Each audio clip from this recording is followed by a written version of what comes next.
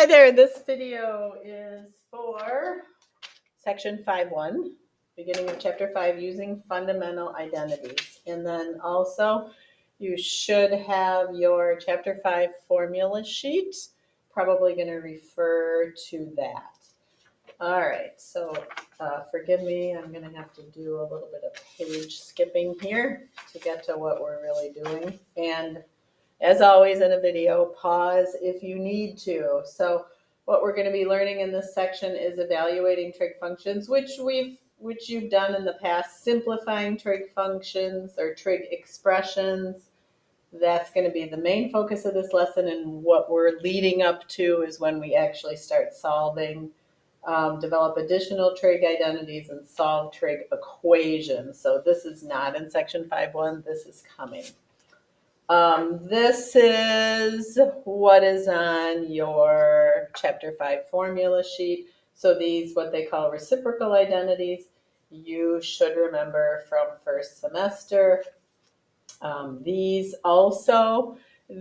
Pythagorean identities are what is new. The one thing I want to show you about these, and then if you want, you could add that right to your formula sheet. But this is an equation, so you could do algebra on this. So for instance, if I wanted cosine squared of u by itself, I could minus sine squared of u from both sides of the equation. So it would be gone here. And then I would have cosine squared of u equals 1 minus sine squared of u. Let me zoom that in a little bit. And then if you did the other way around, you would get sine squared of u equals 1 minus cosine squared of u. So the point is, this is your starting point, but you can do algebra on these to manipulate them. For this one, for example, I could say tan squared of u is equal to secant squared of u minus 1, if I minus 1 from both sides. So it's just an equation. And there will be times when you'll want to use these other forms. So if you want to pause the video and do these other forms right on your formula sheet, you can do that. But honestly, you might not need to. You might be able to look at that and say, oh yeah, if I minus sine, then I would have 1 minus sine squared. Okay. Moving on to the first example. Okay, here is your first example. So this is all about simplifying. So what you want to think of when you see the directions or the word simplify is you want to see if you can simplify so you get the expression. It doesn't have an equal sign, so it's an expression. So you get the expression, I'm just going to say down to a single trig function. Right? So it's kind of like, when you were simplifying in Algebra 1 and you had this, minus 4 plus 8. If you were simplifying that, you were combining like terms and simplifying it down. We want to simplify. And in most cases, we will be able to get it down to a single trig function. This one, for example, we're going to get down to negative sine to the third of x. So it might be kind of hard to see that now, but that's why we're doing this example. So you want to think of an expression. I'm going to get rid of this Algebra 1 example here, and I'm going to put a different example like this. If I gave you this and I said factor out the common factor, you would say, oh, x is common to both of these. If I factor an x out of here, I'm left with a 2. If I factor an x out of here, I'm left with a 1. Check your work by distributing 2x minus x. Yes. So this says simplify by factoring out a GCF, greatest common factor. So if you look, remember terms are separated by pluses or minuses. So this is one term, this is another term. What do both terms have in common? They both have a sine of x. So I want to factor out a sine of x. it's like a binomial now because it has two terms. So if I'm factoring out of a binomial, my leftovers, what I call them here, will be a binomial. And remember, factoring is like dividing, because the opposite of factoring is distributive property, which is multiplying. So factoring is like dividing. So it's like taking this term and dividing by sine of x, and taking that term and dividing by sine of x. So if I divide this term by sine of x, I'm left with cosine squared of x minus sine divided by sine is 1. So I left way too much space there. But what I have, I'm going to write that a little more condensed. Cosine squared of x minus 1. Okay, so still not a single trig function. But whenever you see those squareds, you need to think Pythagorean identities. So Pythagorean identities always have your trig function squared. And right here I have cosine squared of x minus 1. Well, when I did my rewrite here on my sine squared plus cosine squared equals 1, I ended up with this one, 1 minus cosine squared of x. So I'm just going to have you write this over on the side here. Sine squared of x equals 1 minus cosine squared of x. So that's just a rewrite of that Pythagorean identity. Now, if I look at this and I look at this, you should be thinking, ooh, these are really similar. The only difference is this is a negative cosine, this is a positive cosine. This is a positive 1 and this is a negative 1. So picture if I multiply both of these by a negative 1, this would become negative, this would become positive. So what I want to do is I want to take this and I want to switch both these signs so it will match this, and then I can call all of this sine squared of x. So if I want to switch the signs on this, I want to multiply by negative 1 or divide by negative 1. Dividing two terms by negative 1 is the same as, oh, I forgot my x here, is the same as factoring out a negative 1. So let's write in here what we're going to do. We're going to factor out a negative 1 because we want it to look exactly like that. Okay, so keep the sine squared of x. I'm going to put a multiplication symbol in here. I'm going to factor out a negative 1 out of this binomial. So again, if I divide this cosine squared of x by negative 1, I'm going to get negative cosine squared of x. If I divide negative 1 by negative 1, I'm going to get positive 1. All right, now let's rewrite this so that the 1 comes first. So this is positive 1, and the cosine squared of x is negative. So now it exactly matches that. So in my next step, I'm going to replace all of this with sine squared of x. But let's keep simplifying this. Sine squared of x times negative 1 is negative sine of x. Okay, now all of this I can replace with sine squared of x.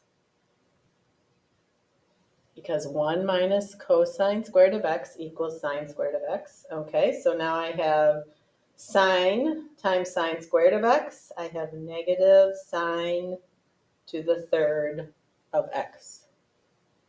So I have gotten it down to a single trig function by factoring. So again, if you need to pause the video or rewatch this, please do so. I know this is a little bit new at first. Okay, now this one I want you to try on your own. So I want you to pause the video and try this. You should get this to simplify all the way down to negative sine of x.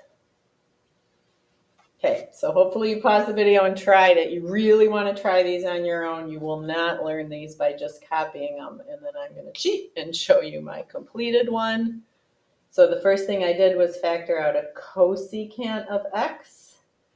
And then this looks pretty close to the Pythagorean identity. It just differs by a -1. So I factored out a -1. Both of these switch signs. There's my -1 right there.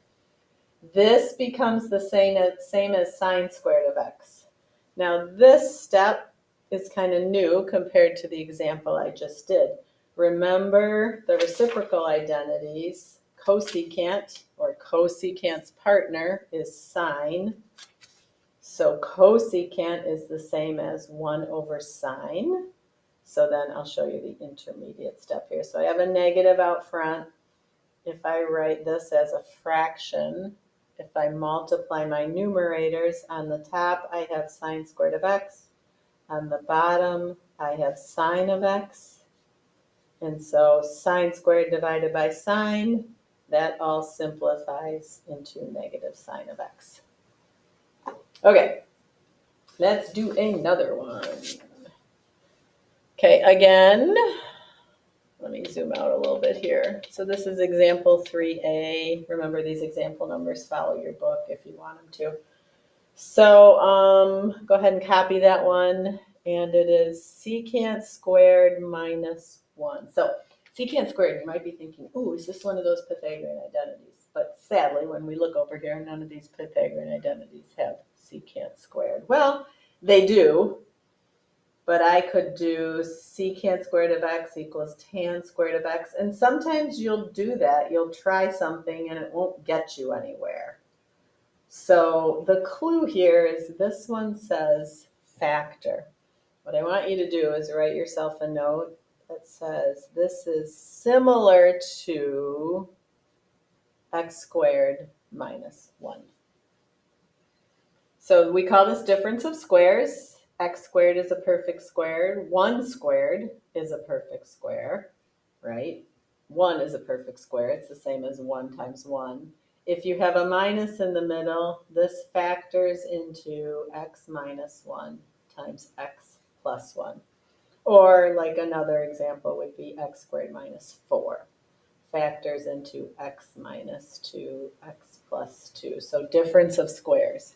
So let's think of this as a difference of squares. Now the way this is sometimes done is we say, well, I'm just going to replace this with a variable. You're kind of trying to make it look like this. And so the way you do that is you say, I'm going to let u, which is just the variable we choose when we're doing this, I'm going to let u equal secant squared of theta. So that means I'm replacing this whole secant squared with u. Ooh, wait, I made a mistake here. You want u to just equal plain old secant theta. Sorry about that. Go back and make that change. U equals secant of theta. And remember, secant squared of theta can be written like that. Those are equivalent. So now I'm saying secant of theta is u. So my new equation, I'm going to call it my u expression. It's not an equation. Sorry about that. It's just going to be u squared minus 1. So basically I threw out that secant squared, or that secant of theta, put a u in there, so now I have u squared minus 1. So now let's factor this. This factors into u minus 1, u plus 1, and then you turn it back into x's because your original problem was x's. So wherever there's a u, u is the same as secant of theta, so this is going to be secant of theta minus 1, secant of theta plus 1. Oops, sorry about that. Now I will tell you, when you start to get good at this, you might not need to write all this u part. You might be able to say, oh, this is like x squared minus 1. I'm going to just say this is secant squared minus 1, secant squared plus 1. That is fine. You don't have to do the u sub, we call it, if you recognize, oh, this is the same as a difference of squares. Okay, let's go on. I think there's another one. So this is 3b. Again, it's a factor. So what I want you to think about this one is you have 4 times something squared plus that something minus 3. So this one I want you to think is similar to 4x squared plus x minus 3. And what is my x? My x is tan. So let's let u equal tan of theta. So wherever there's a tan of theta, and remember I could write this as 4, and I could put the squared on the outside. So 4 tan of theta squared plus tan of theta minus 3. Now all of these tans of theta I'm going to call u. So my new equation is 4u squared plus u minus 3. And then factor this just like you normally would. A is not 1, remember, so you need to do full x box. If you're doing x box, this is negative 12, this is 1, 4 and negative 3 multiply to give you negative 12, and add to give you 1. And then if you're doing the box, inside the box goes 4u squared. Remember these two numbers you use again, 4u, negative 3u minus 3. Common here is 4u. Common here is minus 3. Common here is just a u. Common here is nothing, so that's a plus 1. Now let's check 4u squared minus 3u plus 4u minus 3. So my factors are 4u minus 3 times u plus 1. I realize I'm going fast, but it's a video, so you can rewind or slow down or whatever you need to do. Now replace your u's, turn them back into tans, because the original problem was factor the tan. So this would be 4 tan of theta minus 3. That's your first factor. And then tan of theta plus 1. That's your second factor. Now, this might not look like you simplified it much, but then picture, just like when we did quadratics, if this were equal to 0, you could use zero product property, set both these factors equal to 0, and solve. So this section is teaching you the techniques to get you ready for solving. Okay, the next one is another your turn. So copy that one down, and I want you to try it. Pause the video and try it. Okay, hopefully you tried that. I'm going to give you the answer for this. Cosecant of theta minus 2. Okay, so if I multiplied this out, I'd have 2 cosecant squared of theta. That's good. Outside would be negative 4 cosecant. Inside times inside would be negative 3 cosecant, so I'd have negative 7. Yep, so those are equivalent. So hopefully you got that one correct. I think I'm going to try to finish this 5-1 in one video. It's going to be a long one. I apologize. Okay, one more. I believe this is our last one. Example 5. Okay, take a moment to copy that. Okay, I'm not seeing any common factors here. This is a term, this is a term. There's nothing common. So another strategy, which we're going to talk about more in section 5.2, is try writing all as sine, in this case of t, and or cosine of t. So lots of times when you're trying to simplify trig expressions, if you write them all as sines or cosines, things start to simplify or cancel out, like you guys like to say. This is already a sine, so I'm just going to leave that as sine of t. But cotan is the same as cosine over sine. So I'm going to rewrite cotan as cosine of t over sine of t.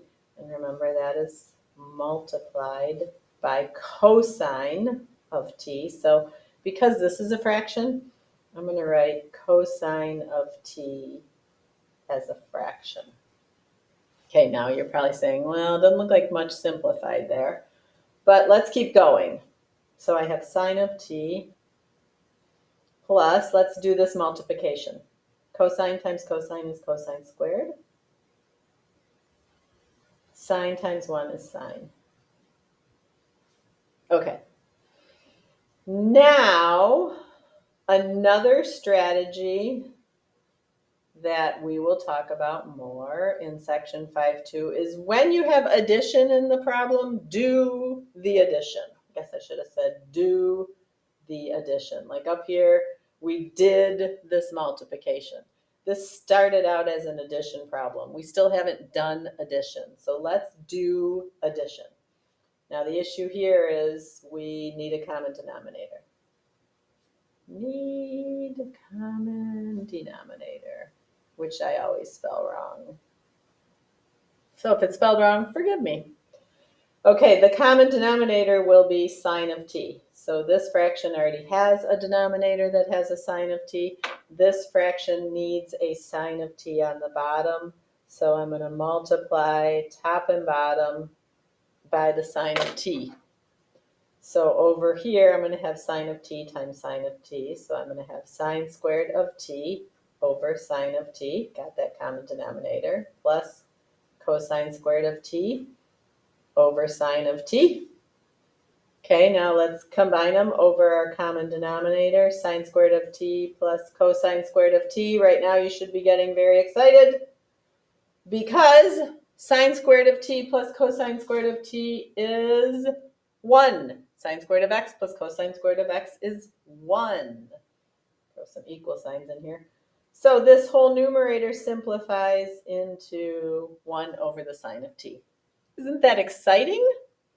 Let's turn it into a single trig function. 1 over the sine of t is cosecant of t.